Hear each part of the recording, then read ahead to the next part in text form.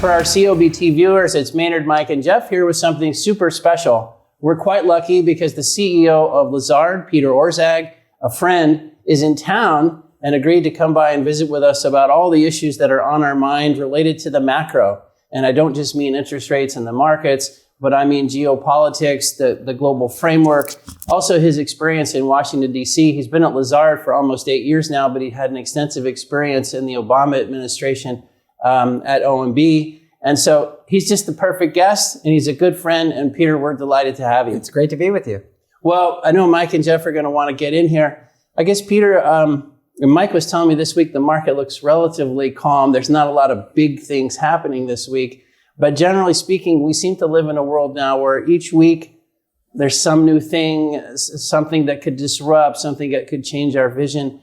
How are you experiencing managing Lazard right now? Because you get to see everything that's happening with just Lazard and its clients. It must be quite a time to be head of Lazard. Lazard is a fantastic place, and it's an interesting moment because, to your point, there are lots of cross-cutting currents that are occurring all at the same time. So it makes demand for what we do exceedingly high because I think we do well in helping clients look around corners and try to read between the lines on some of these complex trends. So one thing I was thinking, this comes up with a lot of industrial companies. They're helping people decarbonize, but they at the same time are thinking about their own energy needs, right? And so I was thinking, Lazard, you've launched an effort to help people think about geopolitical issues, but you yourself are operating globally, so have a need for the service. What would you say about just running a global corporation in today's world with all these different little things that are happening? Well, and big things. I take full advantage of our geopolitical team. We have a dedicated team. I know you had Admiral Bill McRaven on a previous show, and he's a key part of that team. So when something happens in the world, my first call is typically to our own in-house experts, as you'd expect. And they've been enormously helpful in helping guide Lazard's own response to world events, whether it's the hot wars that are happening or, pretty much any situation that's a first call for me. I was thinking I think when we used to think of geopolitics, you thought of more obvious things like tensions between clear adversaries. But in today's world, you also get tensions between friends, right? Like economic trade. Like there's been a much made of the fact that the Europeans not too crazy about the IRA, like it kind of cuts against them, and there's all this antitrust, et cetera, type rulings, et cetera. How do you think about boards managing that kind of stuff? Like when you say geopolitics, it's now gotten a lot more complicated. Well, there are two things I want to say about that. The first is actually companies are now being put in the middle of foreign policy debates to a much greater degree than had been the case 30, 40 years ago. In fact, Jamie Mishik and Teddy Bunzel, who are both part of that Lazard geopolitical team, and I just wrote an article for Foreign Affairs on exactly this topic about corporations being put in the middle of what are at heart national security or foreign policy debates. That becomes very difficult to navigate. And you're starting to see lots of pressure points. I mean, I think a great example of the conflicting pressures that are imposed on corporations these days is when two countries, you're working in both countries and they're saying, do this, don't do this at the same time. So a recent example might be the Senate hearing in which there were a variety of entities that operate in Saudi Arabia brought before a Senate committee and told to disclose X. The Saudis said, don't you dare disclose X. And then, the companies are caught in the middle. And that's a common phenomenon on sanctions policy, on technology policy, on a whole variety of things. So that's one thing. Second thing is on Europe-US in particular. I think that we, the United States, are missing an important moment in which the overarching objective should be a US-EU Super-Bloc. Because most of the things that we want to do, and you can debate whether we should want to do them, but we've articulated that we want to do, whether it's de-risking with China, containing Russia and the war in Ukraine, the situation in the Middle East, et cetera, the U.S. can't do it alone. The U.S. and the EU together would form a kind of super Brussels effect. So there's this well-known phenomenon that when the EU regulates something, it creates the so-called Brussels effect, because if you're going to manufacture or produce or whatever to the EU standard, you might as well just do it for everything you produce or manufacture, because it's too difficult to produce the widgets just for the EU and then ship something else elsewhere. So there's a potential for a super Brussels effect if the US and the EU were to really join arms. The US is missing the moment. So we're allowing small antagonisms and underbrush to get in the way of that larger objective. And you cited the IRA example. That's probably the most famous. But there are lots of other examples that are similar where there are trade disputes, or, for example, we had the opportunity to create a green steel and aluminum, Super-Bloc with the Europeans earlier this year. We decided not to do that and push it off. There are all sorts of missed opportunities there, in my opinion. So one thing that sticks out with us, Peter, that comes up in that European and the U.S. discussion is we're obviously energy focused around here, and you get this sense, you don't want to overstate it, but you get this sense that a lot of industry, particularly German industry, is relocating because of power and other concerns. If we were going to do that Super-Bloc, like you suggest, it seems like energy policy would probably be the first place we had to sync up if that whole block was going to be very economically competitive. Is that your impression? I would agree. I mean, I think there are a whole variety of domains in which the syncing up could happen, but energy policy is certainly one of them. And just quickly on the German economy, I mean, the German economy is in not great shape because of, the two things that it was predicated on, cheap energy from Russia and massive exports to China, are both under pressure. So one of the benefits of a Super-Bloc from the European perspective is to create an alternative pathway for the German economy that doesn't rely on either of those two vectors for economic activity. But in the meanwhile, they're in not great shape. I was thinking you mentioned China. I was imagining if you were CEO of Lazard, if this was 2015, I'll just pick a date. China strategy, China growth, your China office, what are we doing in China? It probably would have been in the top 3 issues for any large global financial organization. How do you feel the change in China, and do we have that wrong? Is it overstated? Like, how do you think about China in your business? Yeah, the way I think about China is that there are 2 structural problems with regard to Chinese economic activity and growth going forward. The first is demographics. So the move away from the one-child policy just hasn't worked. The population is aging rapidly and it's starting to decline. And that puts a lot of pressure on growth because it's much easier to grow when you've got a rising population than when you've got an aging and shrinking population. And then the second problem is recognizing both that fact and that the Chinese economy has hit, you can alternatively call it the Lewis turning point or the middle income trap. But the point at which moving people from agriculture to manufacturing no longer adds to productivity. The authorities in China saw that coming, so that's good. They realized that given that the growth strategy has to pivot to frontier technologies and higher education, expanding the frontier rather than just moving people, closer to it. Good, that's right. The problem is that comes in direct conflict with Xi's desire for state control, because I think the odds of success in higher education and in frontier technologies when you're trying to have the state control what happens is very low. I mean, fundamentally, those 2 dynamic sectors really require the free flow of information to some degree, and that's in direct conflict with the state control impetus. And so the growth strategy doesn't really hang together. I mean, that's fundamentally the problem. It's interesting. We had CIRA just last week, 9,000 plus people in town. I think I literally, after 4.5 days there, bumped into one Chinese executive, and if you'd had that 5, 6, 7 years ago, it'd have been just full of them. It's really incredible what's happened. So we're going to include, when we send this out, if you don't mind, a link to that Foreign Affairs article you referenced. Well, one of the things that's interesting in there is you talk about there's a lot of elections happening in the world. A lot of places going to choose new leaders. Could have a number of effects here. But within that, although I thought there was an interesting, you get to there's another problem, which is foreign policy used to sync up when it left our shores.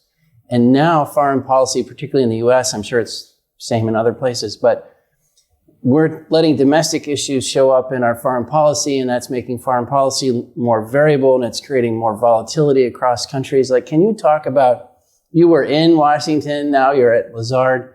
How have we lost that ability to stay in sync once we, like, you know, the old rule, let's fight at home, but how do we get that back, or how do you think about that? I think this is really a reflection of the degree of polarization that has occurred in the United States. One small vignette of that is it was only about 15 years ago when I was nominated and confirmed to be President Obama's budget director. At my confirmation hearing, Paul Ryan introduced me, and then the Senate confirmed me unanimously, neither of which would happen today for anyone. So we were polarized then, but it's just a reflection of how much more polarization has occurred. And that's occurring for a variety of reasons, but we are sorting ourselves into basically different clubs, political clubs, both physically, so neighborhoods are more sorted today. You're less likely to live next to someone who votes in a different way than you do. Online. And the strongest finding from social psychology, in fact, probably the only replicable finding from social psychology, is if you put like-minded people together in a group, the group becomes more extreme than any given individual within it. It just creates this kind of separation force. And that's what we're living through. So how that becomes undone, you know, the good news is we've lived through polarization cycles in the past. In the country's history, you can look back and see plenty of periods of extreme polarization. We tend to have this kind of glossy view at this point of, you know, the way that the past worked, and that's not accurate. We were often deeply divided in the past. But the types of things that depolarized in the past tended to be cataclysmic events that caused one party or the other to dominate the political system. And then we depolarized because the losing party had to move to the middle to pick up votes. And one phenomenon that we're living through today is we're polarized, but we're really exquisitely balanced with neither party dominating the political system and in this sort of odd kind of equilibrium. And I don't know exactly what gets us out of that, but that is the cause of the foreign policy volatility that is more extreme than what it was in the past. Well, and you know, the Mideast, if you think about the Mideast and you try to look from their perspective towards us, it did seem like as you move from Bush to Obama to Trump and now Biden, you're getting pretty good swings in how the, quote, administration thinks about who's an ally, who's a friend, what deals we should cut, so on and so forth. And it just kind of makes you, when you think of it from their perspective, it's like, golly, these guys, they're too volatile for me. I can't depend on a deal. Is that a fair perspective? Do you ever pick up on that when you're in foreign policy circles? I think there's concern about the point that you made earlier about just the volatility in foreign policy. But I think that, just speaking about the Middle East in particular, I mean, the really big story over the past 15 or 20 years is the growing realization from many Gulf countries that the Shia-Sunni divide is the one that they really need to worry about. And we're living through an interesting moment in which there's, you know, not perfect clarity, let's put it that way, about how the Gulf states will play a constructive role in, you know, Abraham 2.0 or a broader regional peace. But ultimately, that's what we need to be working towards, because that is, I think, in the interest of the Saudis and the Emiratis and others to push back on what fundamentally Iran wants to do. Yeah, Peter, thanks for being here. You know, one of the things we talked about a couple months ago was this Chevron deference case and what the implications are. And I think that most people think it's going to be overturned. You know, obviously taking us three-letter agencies, it gives them latitude to implement regulations, and it's going to go back to the judiciary. Maybe what are your thoughts here? I think we're going to have a decision here in the next couple of months. How does that affect M&A? How does that affect policy? How does that just affect how do you think companies are looking at this right now? And does that slow things down? How are you thinking about that? So first, just to make sure everyone's level set on what the Chevron doctrine was and what the threat or what the issue is. Historically, the courts have deferred substantially to the federal government agencies in particular in interpreting and implementing the laws that are passed. And so there's a deference that's given that if something's ambiguous, you kind of go with the fill in the 3-letter soup kind of agency. And that's now under threat. In other words, that you can get rid of that deference and it's sort of, an open game in terms of the merits. One likely outcome, if the Chevron doctrine is no longer, applicable, is a lot more lengthy lawsuits because it did provide a way to at least keep the legal disputes in check to some degree, because ultimately, if the agency said X, the bar was much higher to kind of overcome it. If you reduce that threshold, it just means there's going to be much more litigation. The effects obviously vary sector by sector, agency by agency, et cetera. But it does look like it's under significant threat, that doctrine. Do you think companies are looking at this? Are they planning for this? Or are they just going to say, hey, we'll see what happens and then we'll deal with it? I think it's the kind of thing that comes up now in very specific settings. It's not a board C-suite topic writ large. It's still a general counsel or, hey, you need to know about this kind of thing. But it obviously varies across the sectors too. And I would imagine that in energy, it's getting more attention than it is in some other sectors. Yeah, to pivot a little bit to the financial markets, you had an interesting comment in the annual shareholder letter where you said there's a possibility for both M&A and restructuring activity to be higher in 24. We're obviously pretty energy centric, so I wonder if you could just talk about some of the drivers that may be the case there. Sure, and I think to do that, if you don't mind, I think we have to start for a second on inflation because that then feeds into interest rates and that then feeds into the restructuring cycle. So I'll answer a different question first and then come back to that if that's okay. All right. So I think you have to start with what's likely to happen in inflation. And as we speak, we're currently in this kind of moment very similar to what happened last year at this time, where we've had this kind of disinflation occurring and then it paused and people say, the disinflation's over. The last mile of getting inflation down is going to be super hard. Panic. And we're kind of maybe not at panic level, but we're sort of replicating that to some degree. And I thought it was wrong last year. And I went on record. Robin Brooks of Brookings and I specifically called out what we thought would happen. Turned out to be right, thankfully. And if you use the same statistical analysis we did last year, when there was this question about whether disinflation would continue and apply it today, it suggests yet again that the disinflation will continue in 2024. And then what's happening is the January and February inflation prints are subject to effectively a bigger seasonal effect than normal. And one way of just intuitively thinking about that is if firms basically raise their prices disproportionately, at the beginning of the year, and inflation has been 3 or 4%, the kick that you get in that seasonal is larger than when inflation's 1.5%. And so while you're living through that period of time, the seasonal adjustments that are used may be off and the inflation numbers show up stronger than they actually turn out to be. So that's point one. So I'm expecting continued disinflation, and that is an important part of the kind of economic outlook. And we can talk about what caused the inflation and the disinflation if you'd like, but that's the bottom line. And then the question becomes, okay, what will the Fed do with that? And there was all this excitement early in the year or late last year that the Fed would be cutting 6 times, which I thought was ridiculous, and said so publicly. Now the market is much closer to what I think is likely to happen, which is maybe a couple cuts, maybe as many as 3, but starting probably this summer, depending on whether that disinflation continues. So there will be some Fed activity. Okay, so now back up to M&A and restructuring. So two things that follow from that. One is in the M&A market, and we're in our blackout period, so I won't talk about Lazard specifically, but just repeat what I've said publicly in terms of the overall market.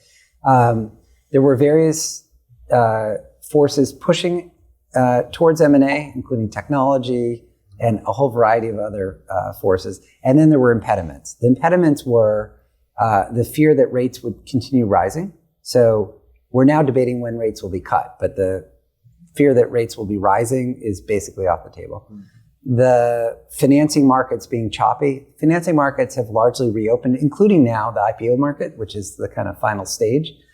So that's a positive. And the third one is antitrust, and maybe we'll turn to that in a moment. But what I would say is that the deterrent effect from the big is bad antitrust movement is weaker today than it was 2 or 3 years ago, both because we've been in this arena for a bit now, but more importantly, because the government's lost a bunch of really prominent, important cases. So those are all, suggestive of an ongoing M&A recovery, which is what I've been saying since late last year in terms of the market. On restructuring, a lot of that has to do with the debt that was taken out during COVID. So you have these maturity walls coming up in over the next couple of years, combined with the fact that, back to my first point, the Fed will start cutting, but not as aggressively as people thought, earlier this year. So you're going to wind up with a lot of debt that needs to be restructured or refinanced, still higher rates than pre-COVID, and a restructuring cycle that is clearly underway, and it varies by sector. So it is unusual to have both M&A kind of on and restructuring on, but I think it's a reflection of the fact that usually when M&A bottoms out, you've lived through a recession. We didn't really live through a recession. It's a very odd historical moment is the bottom line. When you were talking about M&A and put it in the context of some of the upfront, you can imagine a board right now feeling like, you know what? The more global exposure we have and the more jurisdictions we're in, the more complicated the business is going to be and the higher the probability of some issue. So let's kind of stay in a place that we understand it. Let's simplify the business. Let's don't go, that's the way to manage through this. But you could also imagine a board saying, so much volatility, so many issues, you don't know where they're coming from. This is a great time to be really big, really large, lots of scale. Do you have I know that's simplistic, but yes. A little of both. Both are true. I mean, I think the more powerful force is the benefits of scale in today's world. And a lot of that has to do with technology. And so you can think about that in a variety of different ways. The bigger you are, the more data you have, and the more you're able to use the new advances to greater advantage.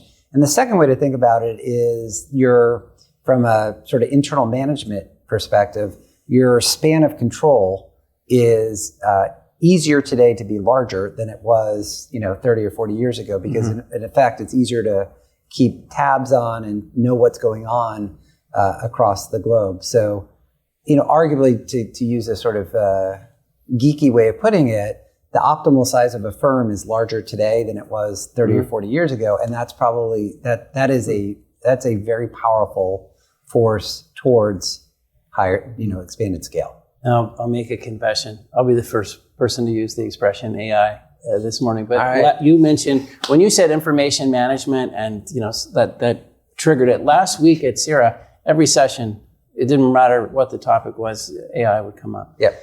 AI in your business, you could use it to manage Lazard. You could use it, you're talking to clients about it. It may affect their businesses. I'm assuming it's creeping in lots of different ways. You hear professional services as being a place where, wow, we could do so much more with AI. Any comments there? Yeah, I think it's a really exciting time to be in, to be alive and be in the businesses that we're in. Because for Lazard, for example, on the advisory side of the business, a lot of the work that very talented bankers who are coming out of fantastic schools are doing is they are pulling data down from FactSet Bloomberg, they're putting it into an Excel spreadsheet, and then they're manipulating PowerPoint pages. That is not extremely high value added work, at least on the 107th iteration.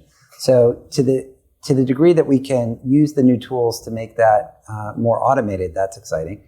The second thing is just in terms of the advice that we provide, to be able to augment the experience that our bankers have and the wisdom they have with insights that could come from the new tools is really exciting. So there's a lot happening. And then I would also say I'm a huge fan. I'm a big proponent of staying at the cutting edge of technology, and I'm excited about. I'll give you a personal example. So in our family, like many families, there will often be debates on, is this country different than this country because of this or da, da, da, da. So I'm trying to establish a norm that before we engage in the debate, there's a factual basis. And so our 11, not after the argument starts. Not after the argument starts. And or become so edgy. I was particularly thrilled that various family members would say, yes, I already checked on Perplexity. Here's what it says. So I said, okay, this is great. That's funny. Yeah. We're going to have to implement that rule at our house. Yeah, We get exactly. way too far down the discussion before the phone comes out. Yeah.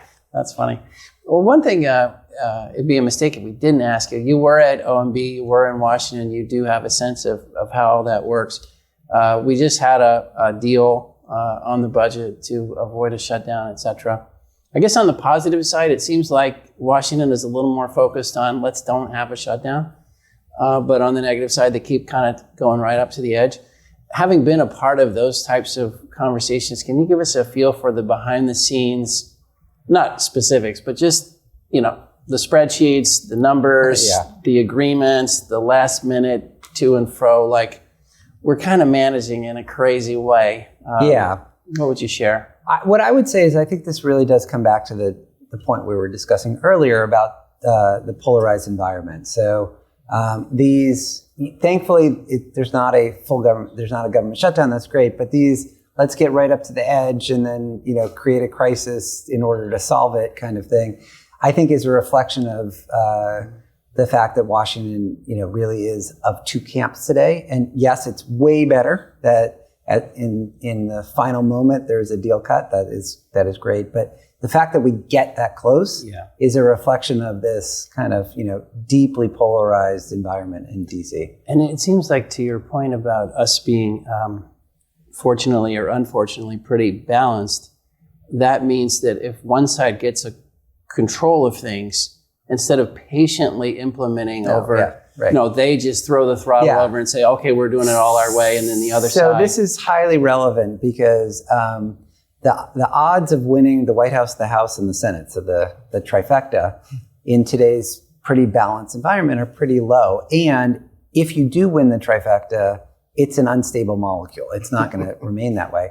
So yes, there is an incentive to kind of go grab that moment and push through. There always was, by the way. There was always the first 100 days kind of thing. And what are you going to do while you still have momentum and before there's an analogy of the beginning of an administration as a tractor pull. So like you start off, all the smoke is going and the tractor's spinning and the mud is flying and you accelerate rapidly and then the sled settles and stops the tractor. And that's basically the story of every administration. More so today. I think the other thing that comes up, I'm curious for your perspective. Mike mentioned the alphabet soup and the Chevron deference discussion, but EPA, SEC, FTC, these are just a few of the places on our minds as we look at energy policy, how it's implemented, the synchronization of those groups, and then also this, the toggling around of policy. And I'm just kind of curious. We had Paul DeBar with us a couple weeks ago. He had been at DOE a couple weeks. His comment, he was in the previous administration, but his comment was, you can get those places in sync, but you can do so at sort of the political appointee level. It's harder to get them in sync more fully. And I think the thing that we keep wondering is, gosh, those organizations, what's really going on there? How do you get them in sync? Last week, there was a big tailpipe, another ruling, and I don't know, I'm not a politician, but it didn't seem like a great timing for the Biden administration. They were down here saying, we're going to be balanced, et cetera.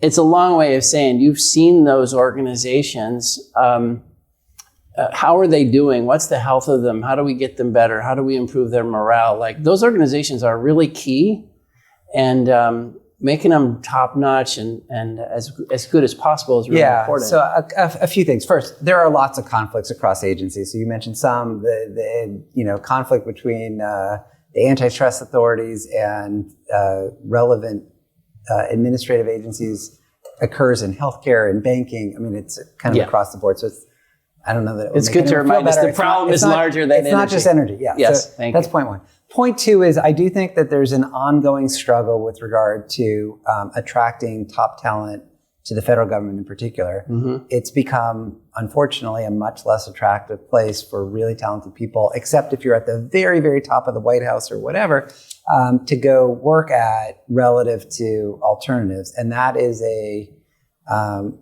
are organizations, I used to work with the Partnership for Public Service, for example, that are very focused on how can we make the federal government more attractive, but it's challenging. So that's the second thing. And then I'd say the third thing is those interagency conflicts or the kind of, the blobs that, fight with one another, even if there's a little bit of political level agreement, are more severe when the problems are just complicated and they have multiple dimensions to them and there's no easy fix.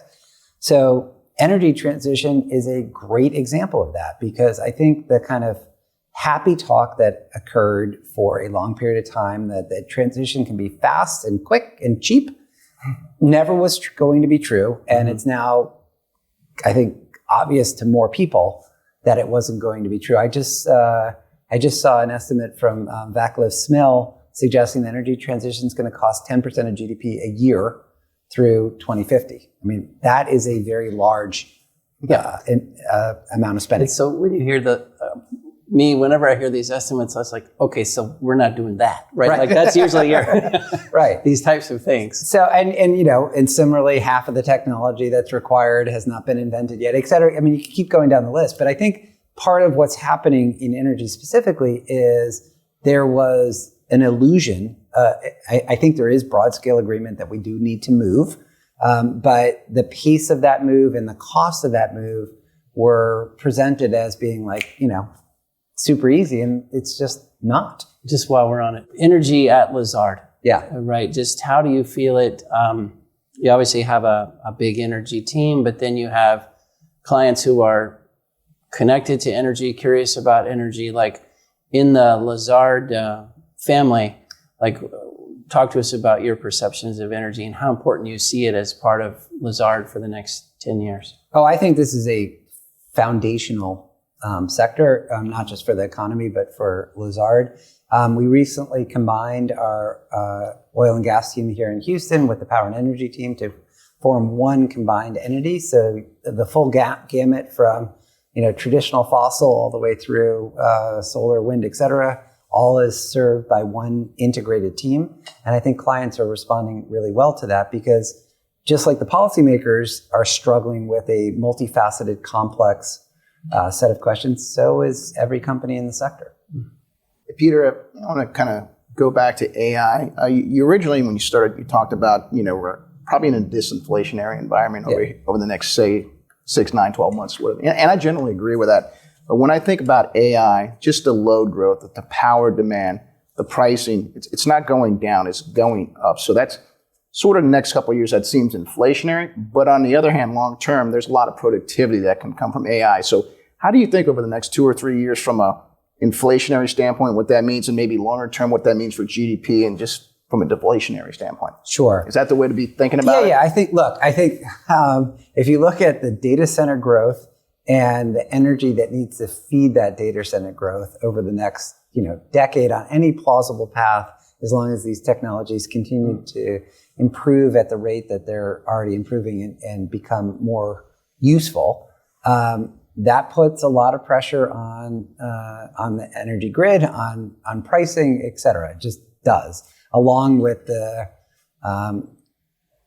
materials that are necessary to fuel all of that. I mean, there's been a lot of attention to some of the recent semiconductor grants that came from the federal government. I think just as important is the loan that the federal government extended to facilitate the expansion of Thacker Pass, which is a massive lithium plant in the West.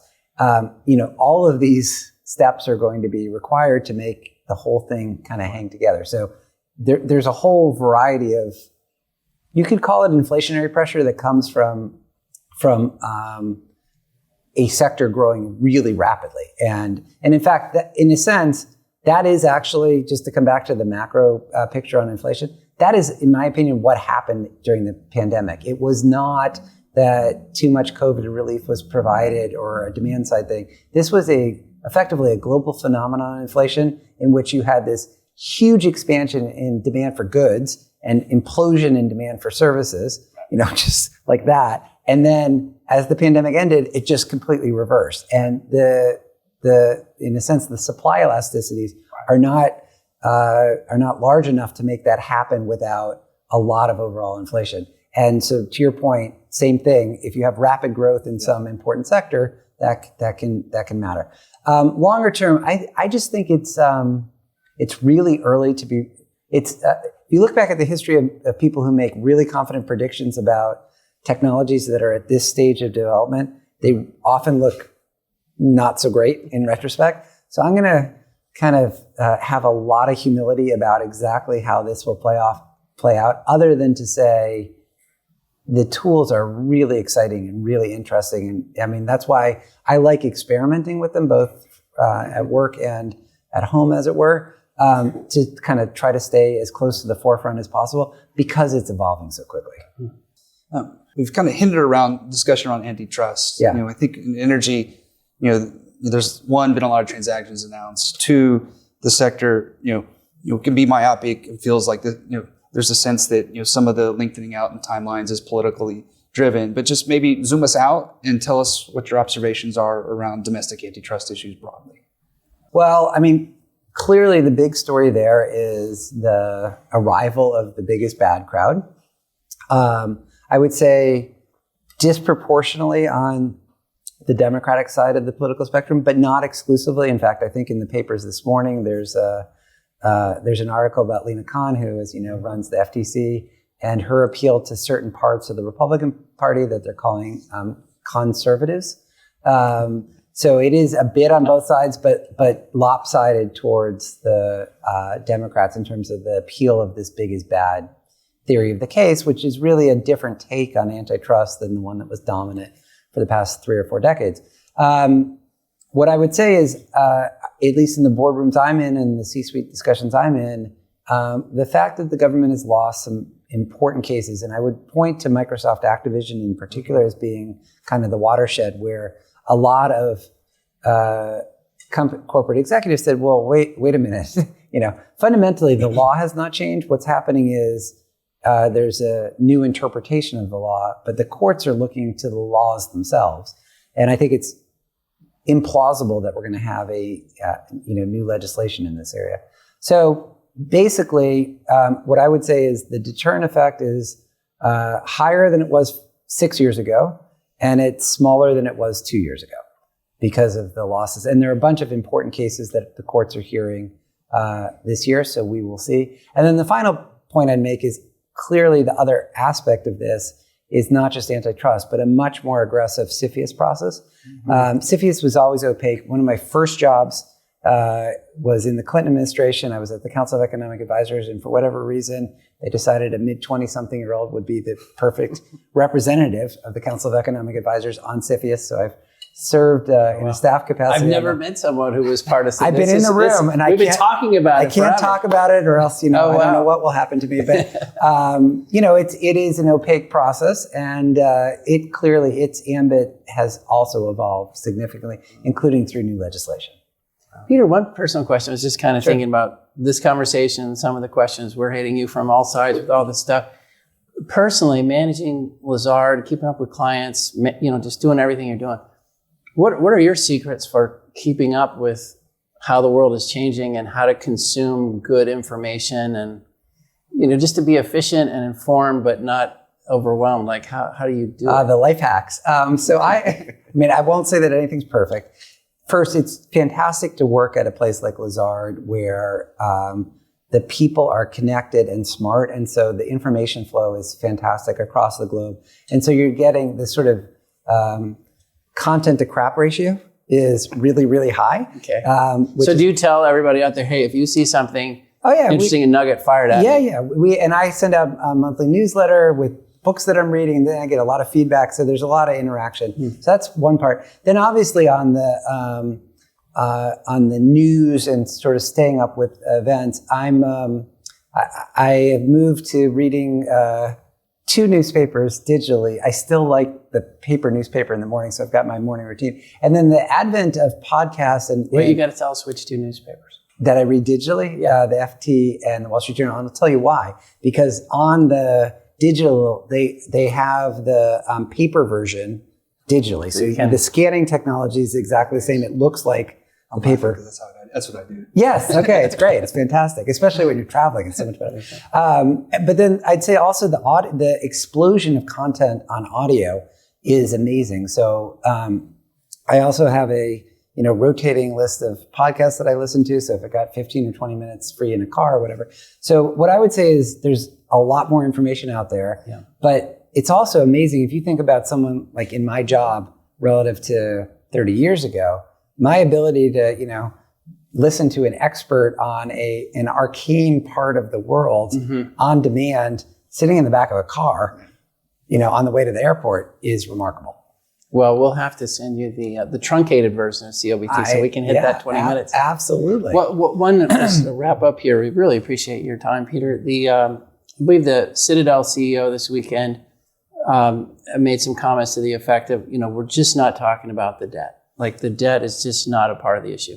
And I think that's something that comes up around here, kind of like your Vaclav-Smil, statistic, which is we talk a lot about 2050.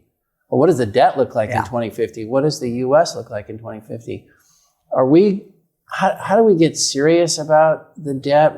Is the debt going to come back as an issue? How worried should we be? It just seems like we're really piling up the dollars here, and it's concerning. So a few comments on this. The first is democracies like the U.S. tend not to deal with gradual long-term problems. They deal with crises when they're forced to.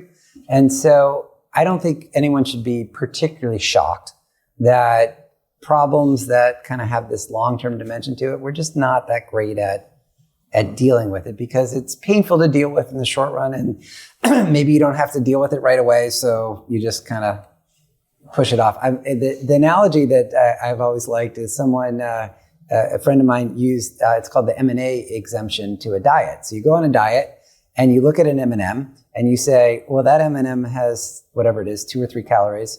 What is 2 or 3 calories? Who cares? So you eat that single M&M and then you can do it the same thing to the next M&M and then you've eaten the whole bag. And the same thing I did that this weekend. I think okay, there we go. Peter. And so there you go. So the same thing applies to, why are we not addressing the long-term fiscal problem? Because in any given year or month or whatever, no one can argue this is the month that if we don't act, and then you just kind of roll that forward. So that's the first point. The second point is this comes back to the difficulty of the polarized environment. It's really hard to get something done when there's just fundamental disagreements about the pathway forward.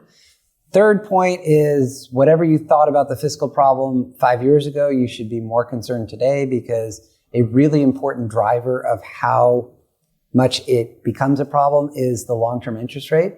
And it's much less stable when the long-term interest rate goes up. This is one reason why Joe Stiglitz, Bob Rubin, and I, when everyone was convinced that interest rates would remain low forever and we were not, said, great, let's lock in 50-year debt, 75-year debt, which would have really helped on the debt dynamic.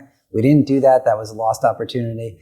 And the final thing I'd say is if you get down to the drivers of what is important, it really comes down at its heart to 2 things and maybe 3 if you want to add pensions/Social Security. It really comes down to healthcare costs and revenue because all the other spending you can cut, but it moves the needle a little bit, but not very much. And then Social Security contributes, but not as much as healthcare. So fundamentally, I think when people talk about the long-term fiscal imbalance, it's easy to kind of say we should do something. But I had this experience repeatedly where when I was head of the Congressional Budget Office, Senator X would call me up and say, I'm really worried about the long-term budget deficit. Can you come up and talk to me about options? And I would bring my hefty binders of options. And, as soon as you start to get specific, oh, here's an option. No, can't do that because of this, It'd be like page 47 and the senator would agree to something. And I'm like, okay, that's great. That's $25 million, which sounds like a lot of money, but, and so it's easier to be in favor of fiscal discipline at the kind of conceptual level than when you're talking about the individual steps that are required. One point you made in the Foreign Affairs article we referenced earlier, which was fascinating, you said one of the reasons why this is hard is corporate timeframes and public sector timeframes are off. Right. And I sort of then expected you to say, the government thinks long-term, companies are quarter to quarter. And in fact, you said just the opposite. Companies are thinking about long-term planning and big investments. And the government is moving around sort of administration to administration or year to year. That was sort of a fascinating and maybe unfortunate observation. Yeah, obviously that varies across governments across the world, but it's an inherent tension in a democracy. If you've got a cycle of elections every X years, the time horizon is naturally going to, disproportionately focus on the X year period.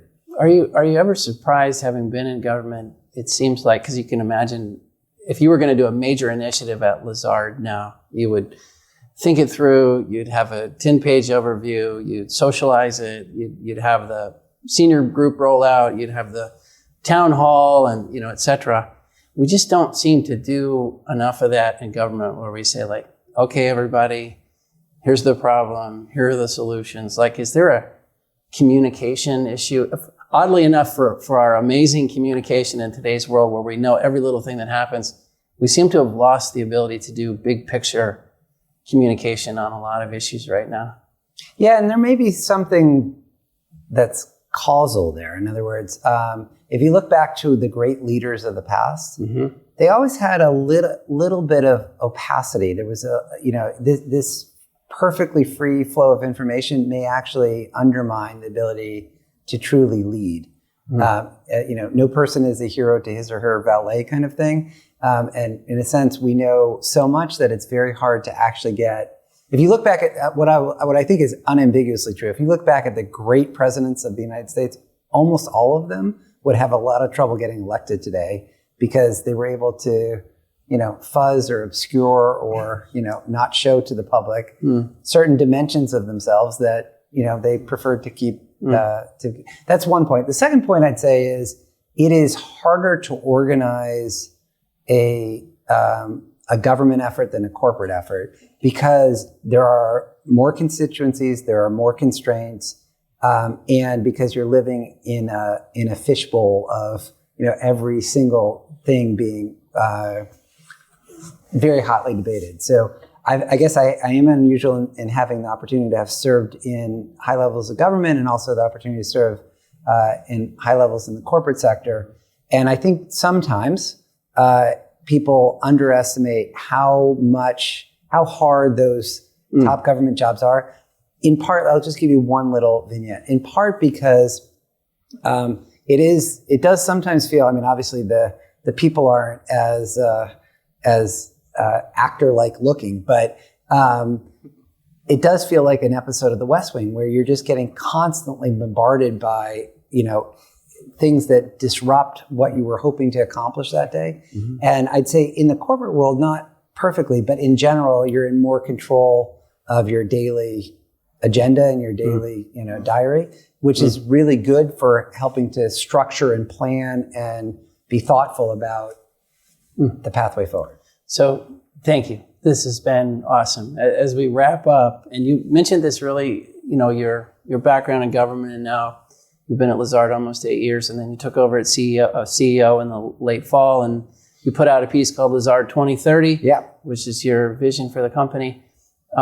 Maybe talk to us about the key elements of that and how your background sort of led into that. Just your thoughts there would be really fun as a wrap up. Sure. Well, thank you for the opportunity. Look, Lazard is a fantastic firm with an amazing set of people, great brand, 176-year history. That's really an incredible stat. It's amazing. So started, most people, just for a second, most people don't know this, started as a dry goods store in New Orleans. In New Orleans. 3 French brothers. Okay. They then followed the gold rush to San Francisco.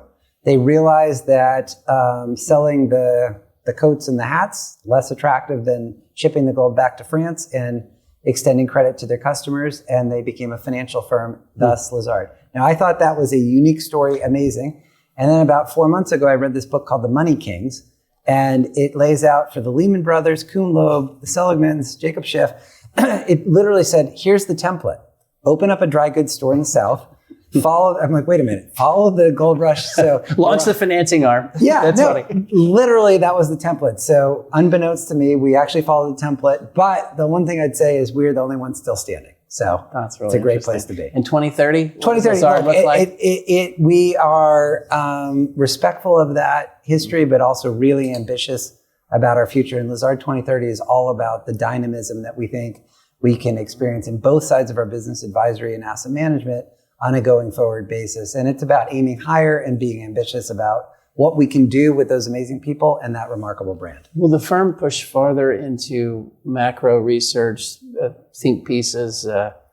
That little piece of the firm is quite interesting. Yeah, I mean, Lazard's always been known as sort of content deep, content rich. So, Felix Royatin, one of the great Lazard bankers, used to write things for the New York Review of Books. What kind of banker does that sort of thing? I've used the phrase banker scholar, and people, embrace that. It's part of the culture. So there's always going to be that deep content. I'm not sure we're going to go into, pure macro research in any big way. We've got sort of specific areas of research or areas of content, is the way I'd put it, that are really helpful to our clients. Awesome. Well, Peter Orszag, this has been a real treat. It's been great. Thank you. We could have got another hour. Yeah. It was fantastic. Thanks, everybody.